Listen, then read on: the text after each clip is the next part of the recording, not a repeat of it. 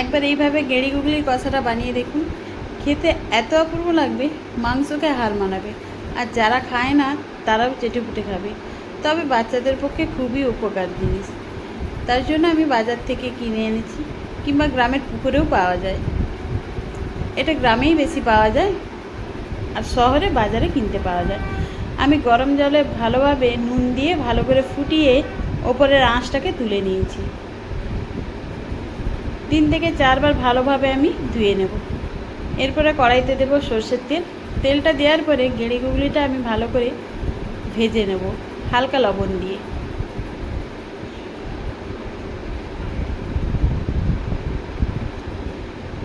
আর এই গেঁড়িগুলিতে একটু আলু না দিলে খেতে ভালো লাগবে না। তার জন্য আমি কেটে নিয়েছি ডুমো ডুমো করে কেটে রাখা আলুটাও আমি গেঁড়ি গুগলিটার সঙ্গে দিয়ে ভালোভাবে ভেজে নেব। এরপরে একে একে দিয়ে দেব কুচনো পেঁয়াজ, টমেটো, আদা রসুন বাটা। আবারও একটু ভালোভাবে আমি নাড়াচাড়া করে নেব। রঙটা চেঞ্জ হয়ে গেলেই দিয়ে দেব হলুদ গুঁড়ো, পরিমাণ মতো লঙ্কা গুঁড়ো। এবারে ঝাল যে যেমন পছন্দ করেন সেইভাবে দিতে পারেন। ভালো করে আমি কষিয়ে নেব, আঁচটা কমিয়ে কষিয়ে নেব। সুন্দরভাবে কষানো হয়ে গেছে, দিয়ে দেবো পরিমাণ মতো জল। খুব বেশি জল লাগবে না, যেহেতু কষাতেই আমার আলুটা সেদ্ধ হয়ে গেছে। অল্প জল দিয়ে আমি ঢাকা দিয়ে দেব।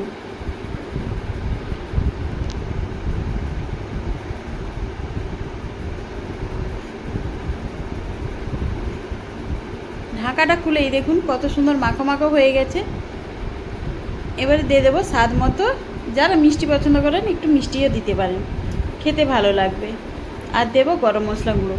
হালকা দিয়ে নাড়াচাড়া করে নামিয়ে গরম গরম পরিবেশন করুন।